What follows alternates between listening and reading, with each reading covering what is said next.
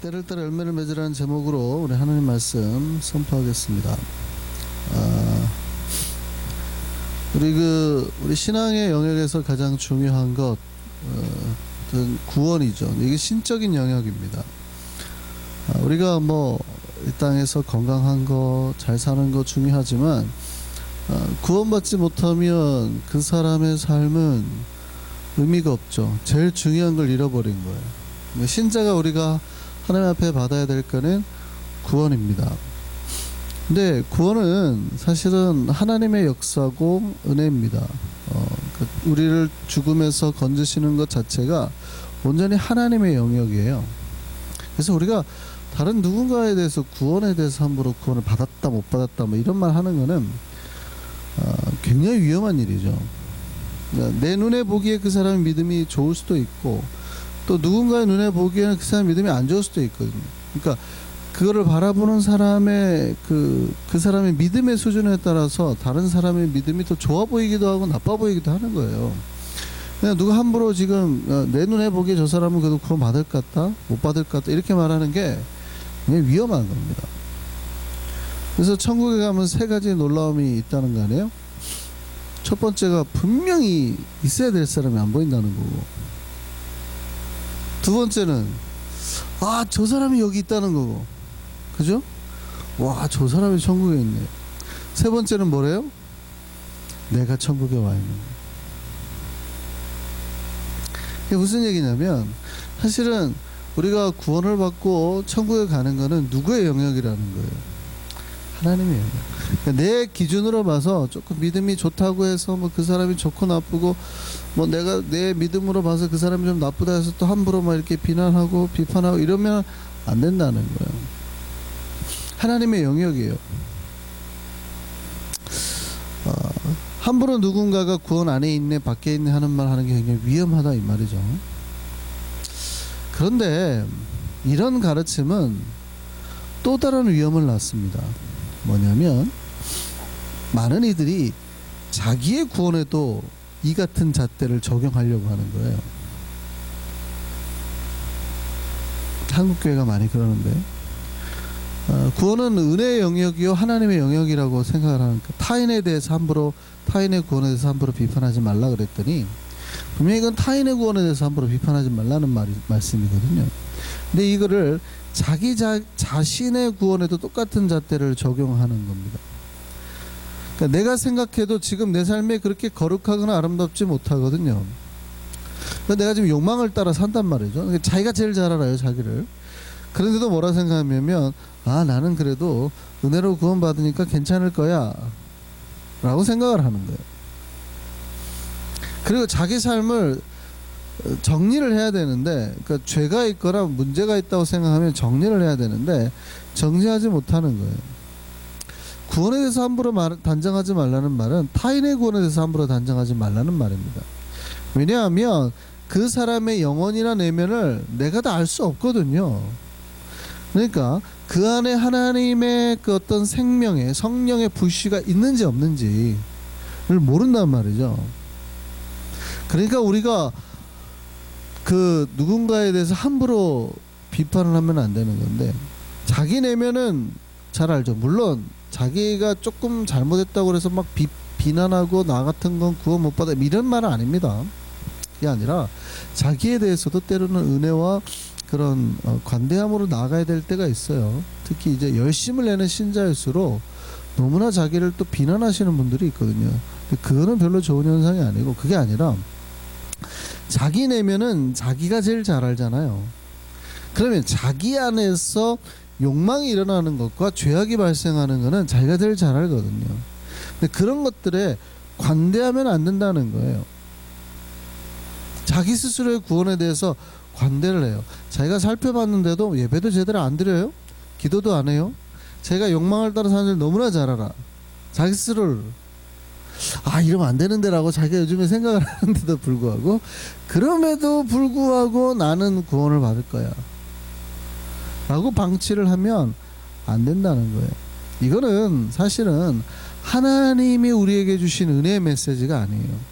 그때 내 귀에 들리는 그래도 괜찮아, 그래도 너는 구원받을 거야, 이거는 하나님이 우리에게 주시는 은혜의 메시지가 아니에요. 오히려 사탄이, 그러니까 스스로를 멸망으로 이끌게 만드는 사탄의 속임수란 말이죠. 죄가 깨달아지게 하는 게 성령의 그 지혜겠어요? 괜찮아라고 말하는 게 성령의 음성이겠어요? 죄가 깨달아지게 하는 게 성령의 음성이죠. 사탄이 이게 죄야라고 우리에게 막 그 죄에 대한 지혜를 터뜨리지는 않는단 말이죠. 괜찮아 둔감화시키는 것이죠. 그러니까 오히려 우리가 그 죄에 대해서 깨달아질 때는 이게 하나님의 지금 성령의 역사구나라고 생각을 하고 오히려 우리의 몸을 돌이키고 회개를 해야 되는 거예요. 근데 자기 구원이나 이런 거에 대해서 방만하게 만들고 자만하게 만드는 거예요. 이게 누구의 거예요? 사탄의 속임수입니다. 그래서 자기 자신의 구원에 대해서는 정반대로 가는 거예요. 어거스틴의 말처럼, 성 어거스틴이 그랬죠. 우리가 자기가 구원받은 줄 알아요. 그런데 나는 마치 구원받지 못한 자처럼 날마다 산다 그랬단 말이죠. 내가 어거스틴 정도 되는 사람이 자기가 구원받을지 않을지 뭐 그런 확신도 없겠어요? 당연히 구원받을 줄 알죠. 그러나 주님 앞에서 매일의 자기의 삶은 마치 내가 구원받지 못한 자처럼 산단 말이에요. 내가 구원을 받지 못한 자처럼 주님 앞에서 정말 벌벌 떨면서 내 안에 이만한 죄라도 있나 싶어서 막 나를 살피고 죄 안 지려고 산단 말이죠. 이게 신자의 바른 자세예요. 근데 가장 나쁜 자세의 신자의 모습은 뭐예요? 다른 사람의 구원에 대해서는 굉장히 날카로워요. 니까까시 무슨 구원을 받겠어. 왜냐하면 요만큼 실수만 해도 막 저런 것이 이러고, 자기 자신에 대해서는요, 죄가 있어도 그래도 하나님의 은혜로 내가 구원받는 거죠. 자기한테는 굉장히 관대한 거예요. 근데 거룩한 신자는 어떻게 하는 게 좋아요? 다른 사람한테는 관대해요.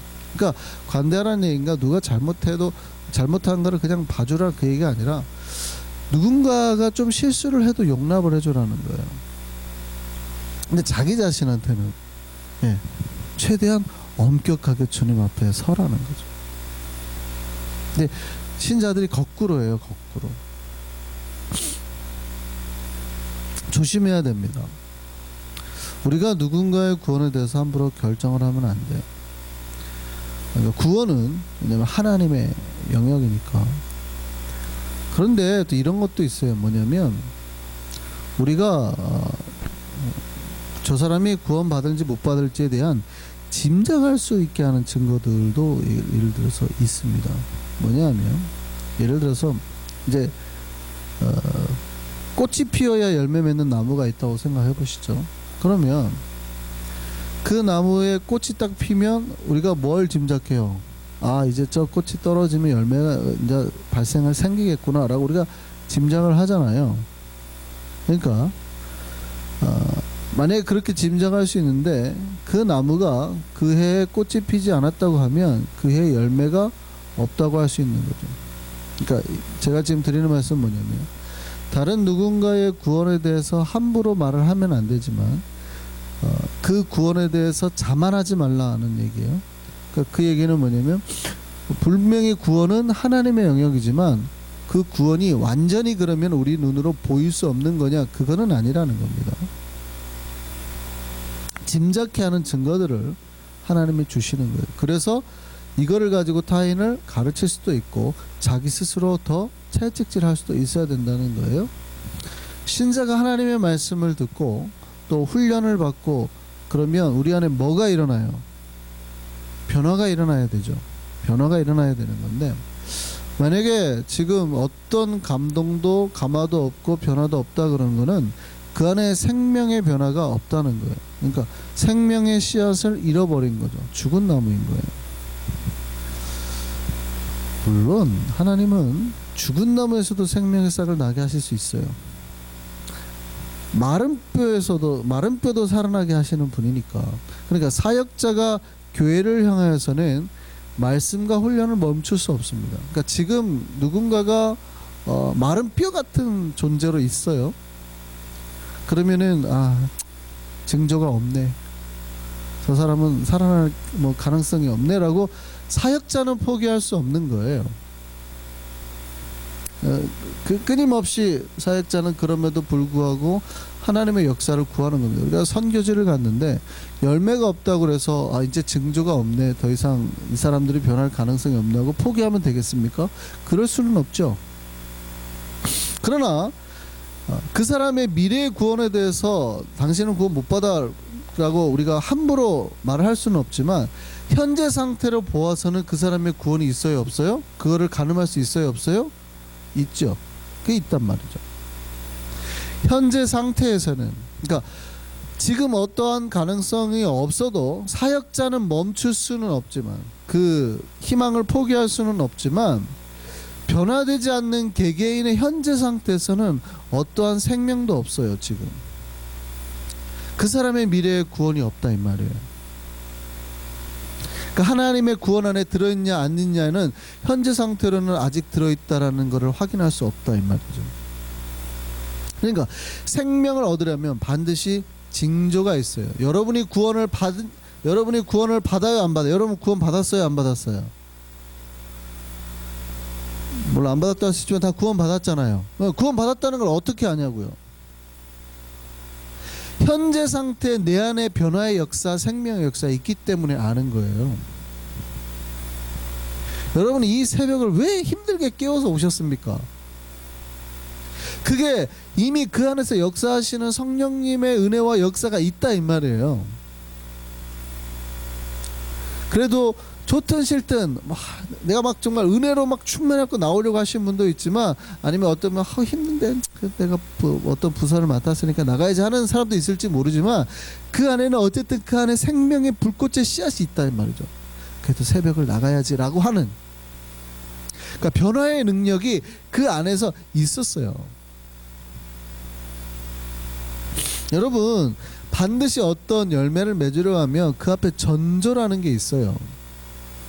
여러분 생명을 출산하려고 하면, 그러니까 아기가 이렇게 어떤 엄마를 통해서 이제 태어나려고 하면 징조가 있죠. 그것을 딱 보고 우리는 곧 애가 곧 태어나겠구나라고 알아요.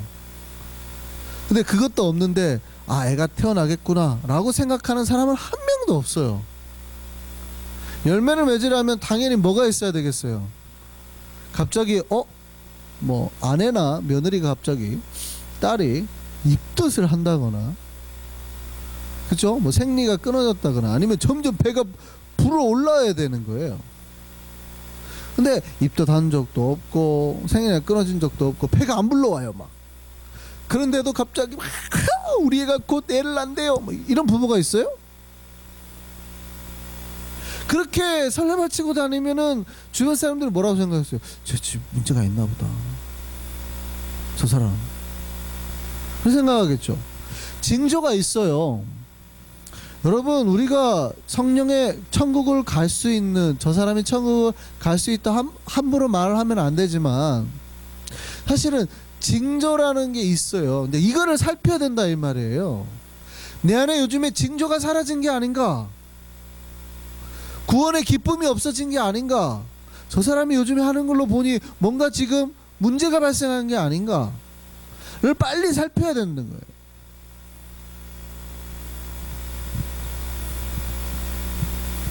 이런 게 없다면 어떤 열매를 맺는 것에 대해, 생명 출산에 대한 그 어떤 기대도 하시면 안 돼요. 내가 구원을 받을 거랄지, 천국을 갈 거랄지, 은혜를 복 받을 거랄지, 이런 거에 대한 기대를 하면 안 되는 거예요. 징조가 있어요. 오늘 본문에 예수께서 무화과나무를 저주하시는 장면이 나오죠. 예수께서 무화과나무에게 가셔서 혹시 열매가 있나 싶어서 이제 갔는데 열매가 없는 거예요. 입만 무성한 거 보고 이놈 봐라, 뭐 입만 무성해요. 근데 열매가 하나도 없어요. 그러고 뭐냐면 나무를 저주하셔 버리는 거예요. 그 나무가 말라버렸습니다. 누군가는 이렇게 생각합니다. 예수님이 열매가 없어가지고 화가 나셨나, 아니면은 너무 시장하셔가지고 이성을 잃은 게 아닌가, 너무 배가 고파가지고. 특히 이제 이 사건의 6월절이거든요 지금 이게. 그러니까 예루살렘 입성하신 이후의 사건입니까? 그러니까 예수께서 입성하신 다음에 아니면 바로 전후라고 생각하셔도 돼요. 입성 전이라고 생각하셔도 되고. 근데 이게 6월절 시즌이에요. 6월절이라는 얘기는 계절적으로 봄이라는 얘기입니다. 근데 이스라엘에서 무화과는 여름 과실이에요. 그러니까 열매 맺을 때가 아니라는 거죠. 그러니까 여름 과일인데 아직 열매도 안 맺었는데 봄철에 가가지고 열매가 없다고 무화과 없네 하고 죽였단 말이에요. 그러니까 사람들이 뭐라고 생각하냐면 예수님 아직 지금 때도 아닌데 말이에요. 너무 배가 고파가지고 지금 이성을 잃으셨네. 분노 조절 장애 아니요? 뭐 이렇게 생각하는 거예요. 근데 이 사건은 예수께서 십자가에 돌아가기 직전에 상징적으로 보이신 사건이에요. 무화과 나무는 이스라엘 백성을 상징하는 겁니다. 그러니까 열매가 없고 잎사귀가 무성한 나무는 이렇게 멸망당할 거라는 걸 보이신 사건이란 말이죠. 제가 방금 앞에 말씀드렸듯이 이때가 봄이라 그랬어요. 무화과 나무 열매가 맺혀질 때가 아니라는 거예요. 그럼 예수께서 무화과 나무를 저주해서 말리신 거는 성급한 결정이 아닙니까? 좀 더 기다렸어야 되는 게 아닙니까? 라고 질문할 수 있는데, 사실은 이때 예수가 찾으셨던 무화과나무 열매는 좀 다른 겁니다. 그러니까 우리나라 말에서는 무화과나무 열매는 그냥 무화과죠. 우리나라는 그냥 무화과나무 열매는 그냥 무화과예요. 그 이유는 뭐냐면 우리나라 사람들은 그렇게 무화과하고 친숙하지 않다는 거예요. 이스라엘 백성들은 무화과하고 친숙할까요? 친숙하지 않을까요? 친숙해요. 여러분, 나랑 굉장히 친숙한 거에는 이름을 지정을 해주는 겁니다.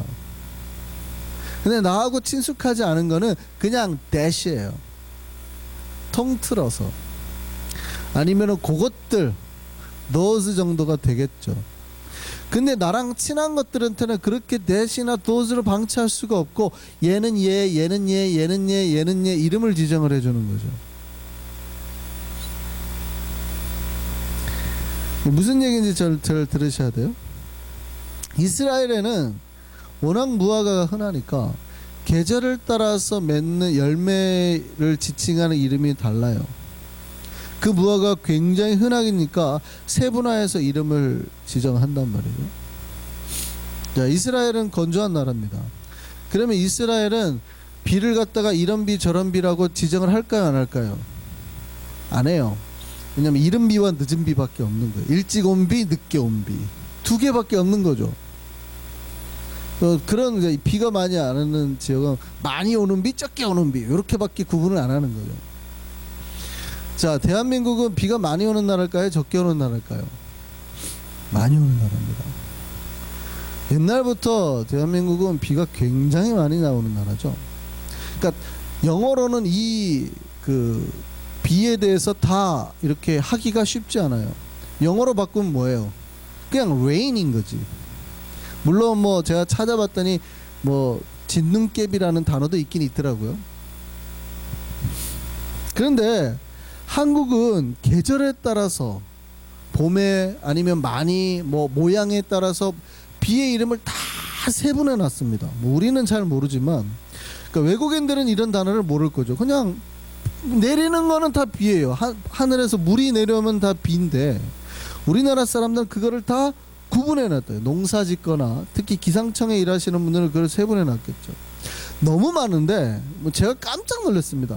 뭐 이거는 우리나라에서 비를 지칭하는 말이 이렇게 많았나 싶은데 그중 몇 가지만 가지고 와봤어요. 이런 말 쓰시나 모르겠어요. 가루비라고 들어보셨어요?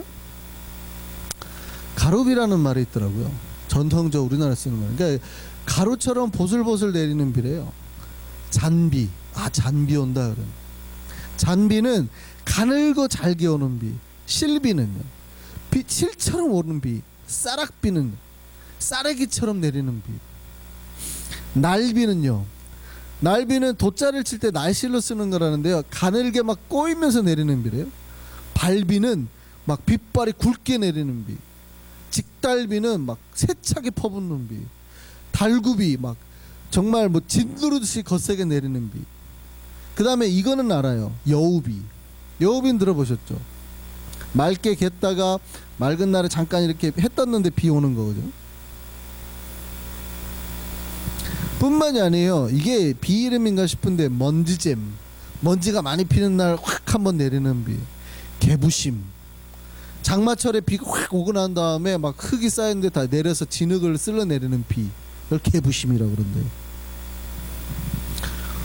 구준비, 보름치, 금음치, 웃비, 해비, 꿀비, 단비. 단비는 성경에도 나오죠. 햇빛과 단비를 이런. 목비, 몸비, 모다기비, 마른비. 땅이 닿기도 전에 말라버리는 비를 마른비라고 그럽니다. 그러니까 여러분, 제가 이게 몇 개만 가져온 거예요. 그러니까 비가 워낙 많이 자주 다양하게 내릴 때는 그냥 비라고 하지 않고, 농사 짓는 사람은 지금 무슨 비가 오니 뭐를 하자, 무슨 비가 오니 뭐를 하자 이렇게 말하니까 비에 대해서 다 세분화한다는 거예요. 우리나라 사람들은 눈에 대한 게 몇 개 없죠. 진눈깨비, 싸랑눈 뭐 이러지만 에스키모인들은 뭐 눈에 대한 그 세분화된 게 80가지가 넘는다 그러죠. 그 사람들은 워낙 눈을 많이 보니까 이건 무슨 눈, 무슨 눈, 무슨 눈, 무슨 눈, 무슨 눈, 무슨 눈 다 구별하고 산단 말이에요. 우리는 눈은 눈인데 기껏 해봐야 뭐 싸래기 눈, 진눈깨비 정도밖에 구분을 못 하는데,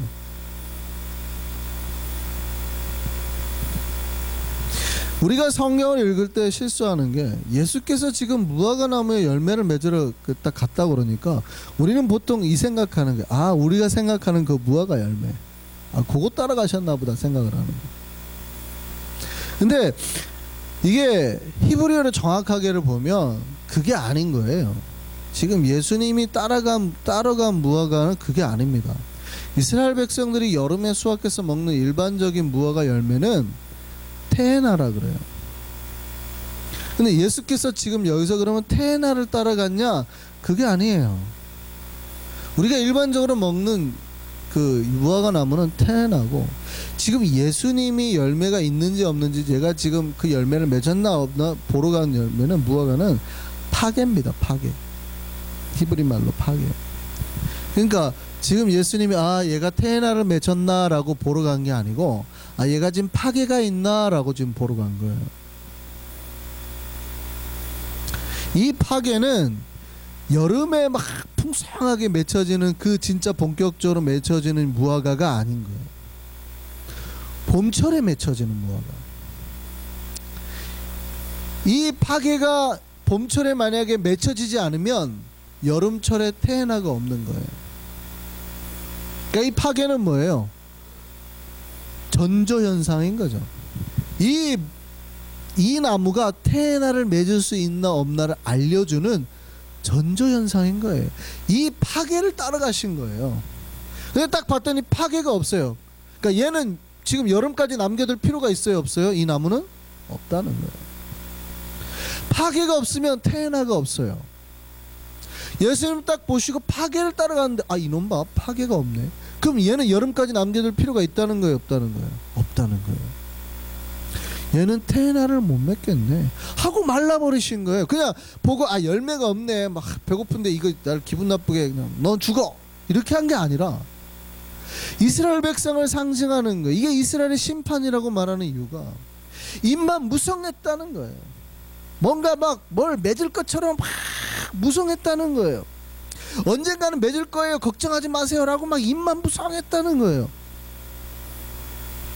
그런데 그들에게는 생명의 징조인 파괴가 없었다는 거예요. 파괴가 없으면 테에나는 없어요. 우리가 누군가의 구원에 대해서 함부로 이야기를 하면 안 되죠. 그런데 우리가, 여러분 스스로를 점검해 보세요. 내가 구원을 받을지 안 받을지 어떻게 알아요? 저 사람이 구원 받을지 안 받을지 어떻게 알아요? 말씀이 우리 안에 들어오면 그 말씀으로 내가 꿈틀대야 돼요. 그 말씀 때문에 내가 가슴을 치고 울고 나를 변화시키고, 아, 내가 저 말씀대로 살아야지. 찬양을 하면 가슴이 뜨겁고, 예배를 드리러 나오는 것이 주님 앞에 기쁘고 감동이 되고, 이런 증상들이 있냐 이 말이에요. 근데 어느샌가 우리 안에 이 증상들이 사라지고 있다는 말이죠. 근데 우리는 여전히 뭐라고 생각하냐면 나는 그래도 천국 가지. 물론 주님이 약속하시니까 천국 가시겠죠. 근데 조심하셔야 되는 게 조심. 어느샌가 우리 안에 파괴가 사라지고 있는 거예요. 나중에 풍성한 열매와 복을 얻게 할 전조 증상들이 사라지고 있어요. 나는 하나님 앞에 복 받을 거야, 복 받을 거야. 열매 풍성하게 맺을 거야. 근데 주님이 보기엔 뭐예요? 이파리만 무성해요.